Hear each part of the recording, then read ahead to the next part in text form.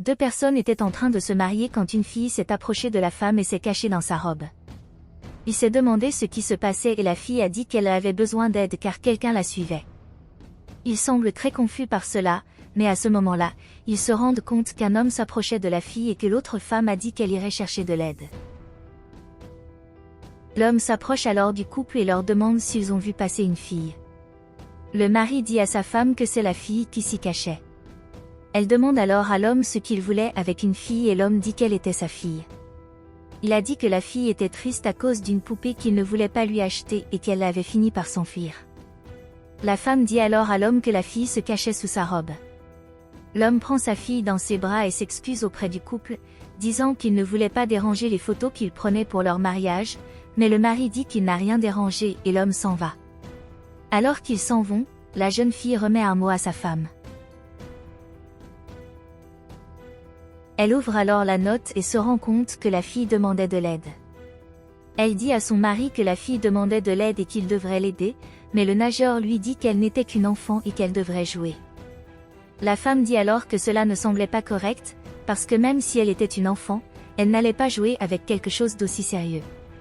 Le mari dit alors qu'il devrait partir, car leur mariage était déjà retardé, mais la femme a dit que s'il l'aimait vraiment, il l'aiderait, parce qu'elle voulait aider la fille. Il a dit qu'il ne devrait pas s'en mêler et qu'il devrait aller au mariage, mais elle a dit qu'elle avait besoin d'aider la fille et s'en va. Ils vont ensuite voir un policier et lui disent qu'ils ont besoin de son aide pour aider une fille. La policière demande où était la jeune fille et la femme dit qu'elle était avec son père, mais qu'elle avait laissé une note. La policière dit qu'elle ne pouvait rien faire car c'était censé être juste une blague de la part de la fille, mais la femme dit qu'il devrait l'aider parce qu'elle a demandé de l'aide. Elle demande alors au policier si elle n'avait vraiment pas l'intention de faire quoi que ce soit. Le policier dit que, malheureusement, elle ne pouvait rien faire et qu'elle respecterait la loi. À ce moment-là, la femme s'empare du téléphone du policier et s'enfuit. Elle va voir son mari et lui dit qu'elle a pris le téléphone portable de la policière et qu'ils doivent maintenant s'enfuir de là. La policière court après eux, mais bientôt elle les perd de vue. Plus tard, l'homme demande à sa femme ce qu'elle pensait quand elle a fini par prendre le téléphone portable de la policière. Elle a dit qu'elle avait besoin d'aider la fille et qu'elle devait faire quelque chose. À ce moment-là, elle se rend compte que l'homme était avec la fille et qu'il devrait se cacher. Lorsqu'ils entrent dans la maison, le mari dit à sa femme qu'ils vont bientôt aider la petite fille. À l'intérieur de la maison, l'homme dit à la jeune fille qu'elle devrait rester aux côtés de sa sœur. Elle serre sa sœur dans ses bras et lui dit qu'elle a très peur de ce qui pourrait arriver. L'homme dit alors qu'elle était folle de penser qu'elle pourrait sortir de là, mais l'autre fille dit que sa sœur ne faisait que jouer un peu et qu'elle ne savait pas ce qu'elle faisait. L'homme a dit qu'il ne tolérerait pas ce genre de comportement et qu'il ne voulait pas les avoir comme filles. À ce moment-là, le mari frappe à la porte et l'homme attrape quelque chose pour se défendre. Il dit alors à ses filles de se taire, sinon elles le regretteront. L'homme se dirige alors vers la porte et demande ce que cette personne faisait là. Le mari dit qu'il était là pour s'occuper des plantes dont l'homme lui avait demandé de s'occuper. L'homme dit alors qu'il s'est trompé et qu'il n'a rien demandé à cette personne, mais le mari dit qu'il lui avait demandé de venir à la maison la semaine dernière pour s'occuper des plantes. Il a de nouveau dit qu'il n'avait appelé personne, mais le mari insiste sur le fait que l'homme l'avait appelé. L'homme devient alors furieux et dit qu'il n'a appelé personne et attaque son mari, mais à ce moment-là, la femme en profite pour entrer dans la maison.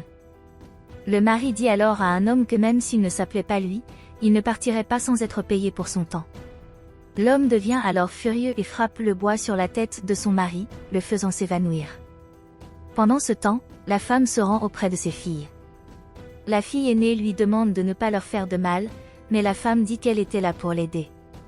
La jeune fille dit alors que c'était vrai et qu'elle avait demandé de l'aide à cette femme. Elle a alors dit qu'elle les sortirait de là, mais la fille aînée dit que ce serait impossible, parce que son père les poursuivrait. La femme lui dit alors qu'elle trouverait un moyen de les sortir de là, mais qu'elle avait besoin de voir ce qui se passait avec son mari avant cela. Pendant ce temps, l'homme disait à son mari qu'il se mettait en colère à cause de la situation. Le mari dit qu'il ne partira que lorsqu'il recevra l'argent qui lui a été promis. À ce moment-là, la femme arrive et lui dit de ne rien faire à son mari. À ce moment-là, la policière arrive et dit à l'homme de le laisser tomber et dit qu'il était en état d'arrestation. Elle insiste alors sur le fait qu'il doit laisser tomber et il obéit, mais dit qu'il était innocent et que ces gens étaient entrés par effraction dans sa maison. Le policier se rend alors compte que la femme lui a volé son téléphone et lui demande de le lui rendre. La femme s'excuse auprès d'un policier et dit qu'elle a dû le faire pour attirer son attention. Elle dit alors au policier d'aller dans la maison pour voir ce qui arrivait aux filles de l'homme, mais l'homme lui dit de ne pas le faire et qu'elle pourrait l'expliquer au policier, puis dit que l'homme était en état d'arrestation et l'emmène. Ils entrent alors dans la maison et la fille aînée demande si cela a fonctionné, elle dit oui et cela les rend très heureux. Le mari dit alors que sa femme était une grande héroïne ce jour-là, la fille s'excuse auprès de la femme d'avoir ruiné leur mariage, mais elle dit que ce qui comptait était qu'elle était en sécurité et qu'il n'était qu'un peu en retard pour le mariage. La sœur aînée dit à sa femme qu'elle lui sera éternellement reconnaissante pour tout ce qu'elle a fait pour eux.